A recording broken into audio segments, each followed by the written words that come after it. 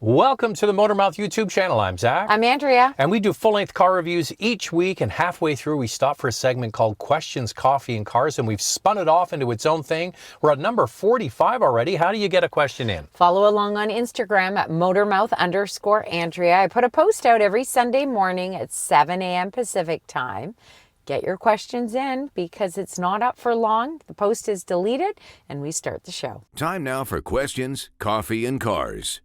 Your questions from Instagram. I've finally made up my mind after months of reviews and comparisons and left a deposit for a CRV Hybrid Sport Touring. I was between the CRV Hybrid CX50 and RAV4 Hybrid. The other option was waiting for the new Toyota Crown Signia. Did I make the right call? Well, you own it, so you have to say you made the right call, right? This is what you call confirmation bias. Yeah. It's like, you think it's a great car because you just bought one. There's absolutely nothing wrong with it. I think they did a fantastic job. It drives really well. It's smooth, it's quiet, it's refined. Our only complaint about the CRV Hybrid in the Canadian market is it's expensive. That's our only criticism. Yeah, and the fuel economy, we weren't getting the EPA numbers, but still, it's a hybrid. The numbers were good. You don't have a CX50 hybrid. The Toyota RAV4 hybrid gets a little bit better fuel economy, but I just think that the CRV has a much nicer interior than the Toyota RAV4. And a nice ride. And a great ride. I think you made an excellent choice. If you can afford it, you'll enjoy it. Why is it that we are approaching 2024 and manufacturers are still making cars with wired Apple CarPlay and Android Auto?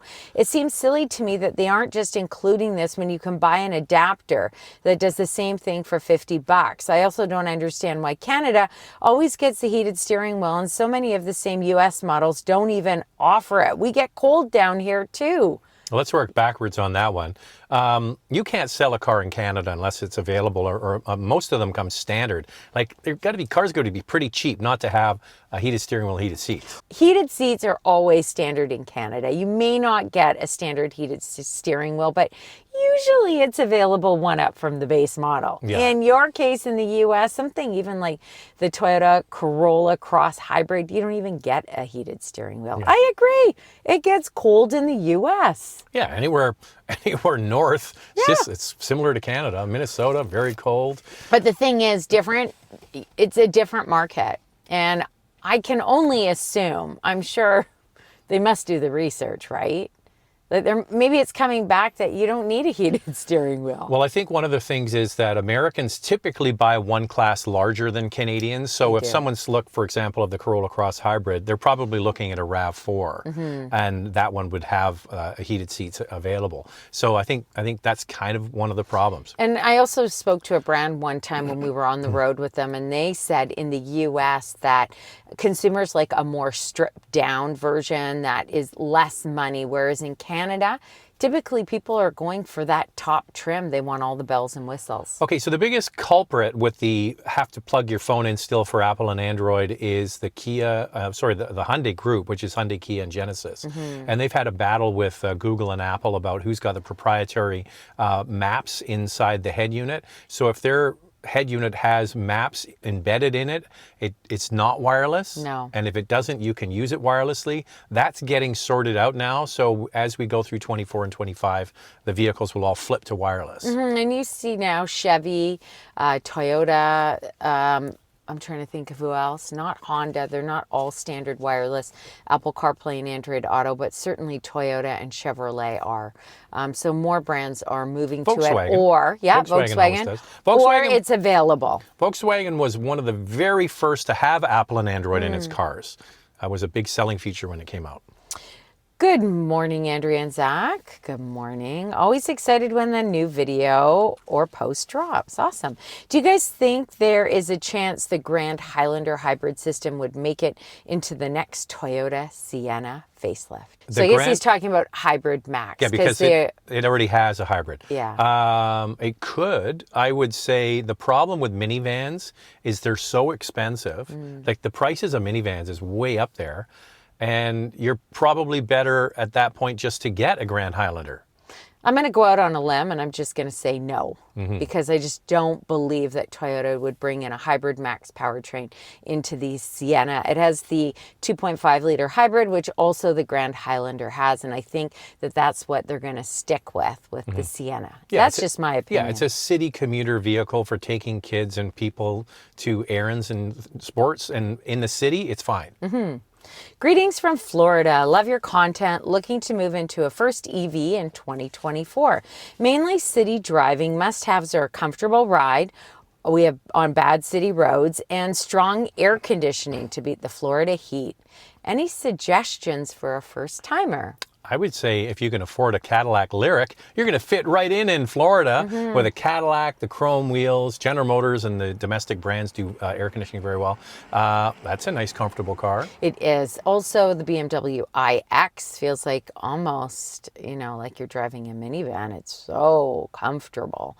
I also think the Hyundai Ioniq 5 is a good option. The Kia EV6, the Volvo XC40 Recharge. Volvo always does a nice job. One that you don't want to look at would be the Mustang Mach-E. That's a really sportier drive to it. It just doesn't eat up the bumps in the road. All right, the thing is, this is all very personal taste, because what we think is comfortable seats and smooth, you might not. So you actually just have to go out there. If you can afford a Cadillac, that Lyric's pretty nice. Yeah, the Lyric's good. And also the Nissan Aria was super comfortable. I really like that. It felt like it ate up the bumps in the road as well. What's your favorite place that you visited this year? What's your favorite? It's easy, Andrea. 3, 2, 1, Japan. Yeah. So good.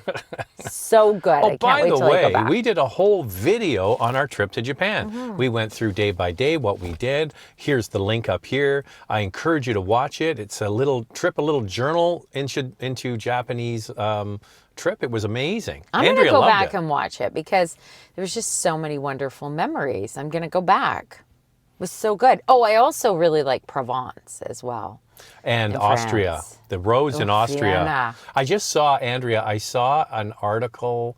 It was rating the best roads in Europe. Now, obviously, the further south you go, the roads are going to be better because they don't have the snow and the ice like you do in Northern Europe. Yeah. But Austria, we commented on how good the roads were. It was one of the top marks for Austria. Really? Yeah, the roads. It was like billiard table smooth roads. And what a great place to showcase the new Mercedes-Benz E-Class, which is why we were there. Beautiful roads. I'm buying a RAV4 XLE Premium Gas. Is it worth buying Rust and PPF from the dealer? Your thoughts? Okay, here's my take on this. Everything that is available at the dealer, you can get outside of the dealer and often for less. So if you're going to look for rust protection, the rust protection the dealer typically offers is they spray some goop on the bottom of the car. I'm not sure what they're offering you. That's typically what they do. It's not very good. It's not going to do much. You're better to go with a Crown or a Rust Check if you're in the Canadian market. And then the protection film you can get at most detail places will do that. And so that's what I would do. I just think that you typically pay more at the dealership. So once you do your due diligence and look around, you'll probably find that it may be less money going outside of the dealership. What's your favorite coffee? Black Americano for me. Not black. It's got some sweetener. I do. in it. I do put some stevia in it. A little And I do Americano as well, or we'll have to translate. Americano with just a splash of milk, non-fat milk. Non-fat milk. This coffee has like 4 calories. Not that I'm counting calories. You know, Andrea, it's pretty obvious I don't count calories. And here's an interesting stat. A lot of people don't know this. So we travel a lot for these car events. We do. And I found something out, Andrea, that's really quite interesting. Calories on the road, they don't count. I've heard that. Yeah. So at night, a couple of 6 glasses of red wine, He does say that. big steak dinner. You know what? Those calories don't count. It's only when you get home. Only when you get home, then you're back on it with the calories. And then Zach comes It's the back. worst. No wonder nobody wants to go home. Zach comes back with a big puffy face. Too much red wine. Then we do our next video and he goes, ugh. I always look, this is what really happens before we start. I look at it and I'm looking like, oh my God, I look so old and I'm fat. And Andrea goes, "It's okay, honey. You look good." Andrea's so nice. She always says that. "Oh no, I don't see it." I'm like, "Yeah, you need some glasses." Andrea always looks good. Doesn't matter where we are in the world. Andrea's always looking fine. That's sweet. Isn't that Thank nice? You look looking great too. fine, Andrea. You look great, hon. I'm thinking of going from a 2009 Scion XD to either a Corolla Cross Hybrid or an Audi Q3. Which do you recommend? I've never had a luxury vehicle before. Love your channel. Keep up the great work. Okay, so the XD was the XD was the compact utility, like a subcompact utility made by Scion. And I think the Corolla Cross is going to be the closest to replacing that. Really? Yes, absolutely. Wow. Yeah, because I would have thought like that just seems like such a huge difference between picking the Q3 and the Corolla Cross Hybrid. Like to me, they're just so different. No, what I'm talking about is you're replacing the Scion with a vehicle that's of similar size would be the Corolla Cross similar Hybrid. size, but not the way it handles. No, the thing about the old Scions is they were old technology cars, old platforms, very bulletproof Toyota reliability, but not that technologically advanced. And they often, they did have aftermarket radios in them. So I would say if you're going to go like to like, then the Corolla Cross would be the one. But if you're going to go from like to really like, you'll like the Audi. So the Audi Q3 has very light steering, but it has a real, fun, dynamic kind of drive to it. I really like it, and I think for a luxury vehicle, it's priced quite well. You get a lot for your money, lots of value there.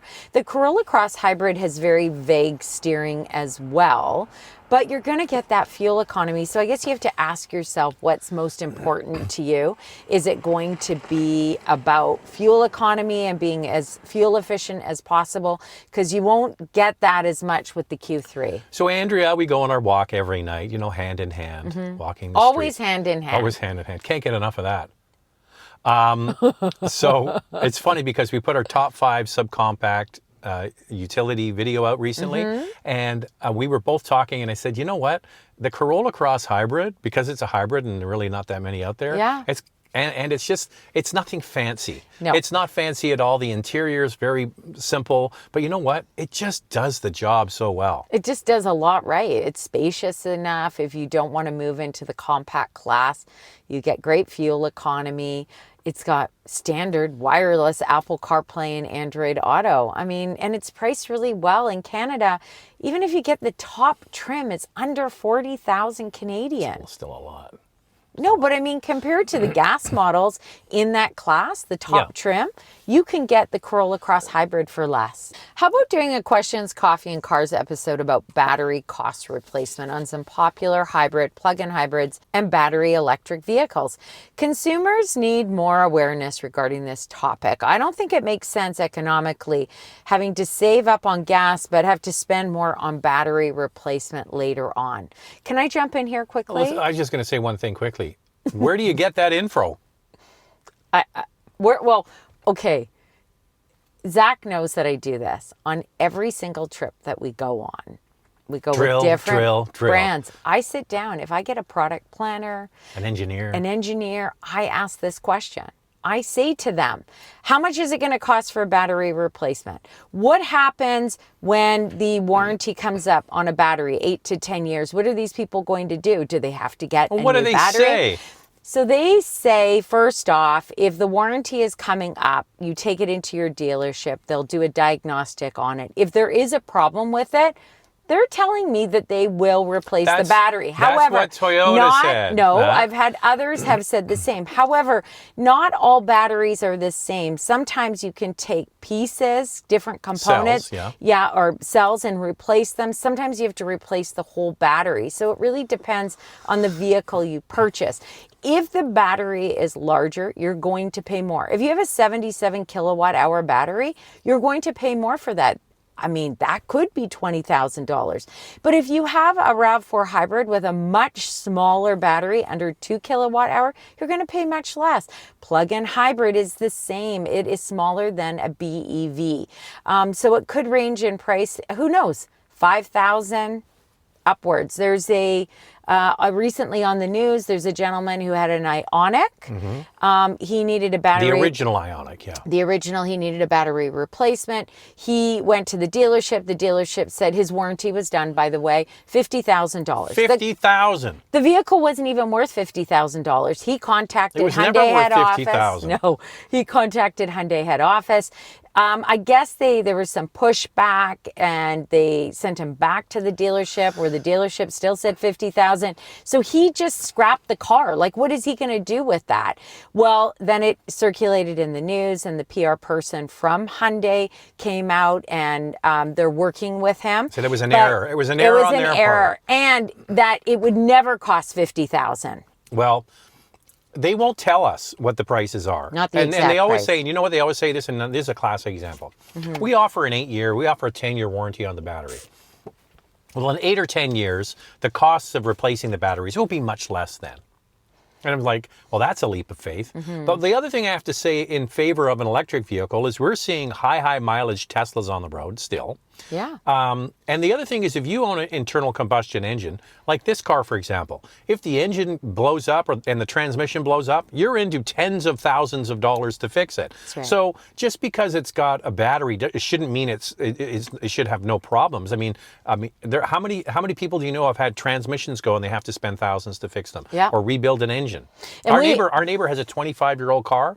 The engine had started having a rod knock, and it was $6,000 for him to get a replacement engine put in. And we have a friend who's looking at an EV right now, only because she puts so much mileage on, and she's spending $500 a month on gas right now. And She's a realtor. She's a real estate agent, and she's looking at, say she leases a vehicle, she's looking at interest rates, what those payments are, and she could spend a tiny bit more per month on a pure electric vehicle because of the gas that she's factoring. $500 a month in fuel is a lot of money. So she could get a brand new pure EV. She's just got to do the math on that and see if it works for her. I've been saying this for a long time, Andrea. I think electric cars are great leases. Yeah. I think they're really good leases. And if you're really worried about this, you could lease it, give it back, get another one. I don't know. I don't know what this is one of the hurdles. This is like, oh, well, I'll switch to EV. It'll be easy. I just heard this is an interesting story. You're going to hear more of this in the news as we go forward. Okay, we live in British Columbia, and most of our hydro, the vast majority is hydro. They spill water over a dam, turns a turbine, electricity through the wires. It's all clean energy, right? Yes. We're not burning any carbon to make that electricity. They just came out and they said they don't have enough electricity for all the plans that are coming online. And we have just added a massive dam in British Columbia. It's like nobody's thinking that part through. And how much is it going to cost? Like, these mega projects to get plants built are expensive, to get nuclear reactors built, expensive. That goes on to your hydro bill. This is what I would do. I would, if I were buying a used EV, I wouldn't be concerned about, is it not going to have as much horsepower or as much range as some of the new models that are coming out? Because, of course, they're always updating. But I would just pick an EV that works for me, for my daily needs, and the power that I want. And then once the warranty is getting close with that battery, I'd get it all checked out. And then I'd get it. But Andrea, you know this as well as anybody. That's not how people buy cars. They don't buy what they actually use. They buy what they want. And that's why in North America, we have these big ass electric pickup trucks. Yeah. Do we really need full electric pickup trucks? Is that the best use of our materials? How many electric cars could be made with one battery from a big, Ram pickup truck? Over 100 kilowatt hour for it was around. It was like 120. It was way more than that. But they had a smaller one. Anyway, available. there's just so much to unbox with all this. And somebody said, because our Tacoma review just dropped, said, oh, why didn't Tacoma come out with a pure EV pickup? Well, the F-150 Lightning is not selling that well right now, and it's sitting at the dealership. So I think it's just a lot of money. I like Toyota's plan to do hybrids, the Hybrid Max powertrain, and then of course they will eventually, I'm sure, come out with a pure EV, just not right now. We saw the pure EV pickup in Japan. This is our last one, Andrea. We're going long here. Okay, with the cost of inflation, it was a concept though, but yes, we hope it's coming. It's coming. With the cost of inflation and everything being penny pinching for most, do you think it may be concerning to buy a used car in the next several years? Because I assume several of vehicles will not be getting maintained as they should. That's a good point. Well, that's the whole point about buying a used car. When you're buying a used car, you're buying the previous owner's dedication to looking after that car. Yeah. So that's not so hard to find out. If you're looking for a car that's 3-4 years old, often they're going to have still all the paperwork. And I would only buy a car. If I'm buying a 3 or 4 year old car, I want to know the maintenance history. Yeah. And especially if you're buying it from a dealer, has had a dealer service. Do you have all the paperwork? And if it doesn't have all of that, then move on and find. So there's lots of cars out there. Yeah. Find one that has all that. Just do your due diligence, and I think that you'll be fine. And there's brands, some that are still offering maintenance at no charge. It's included, so you know that those ones will be taken care of. But the most important thing is when you're buying a used vehicle, get it checked out. Yeah. And that's it for us today. Follow along on Instagram at Motormouth_Andrea to get your question in. I put a post out every Sunday morning at 7 a.m. Pacific time. It's only up for a short time. Once we pick our questions, the post is deleted and we start the show. And we'll see you in the next one. Thanks for watching.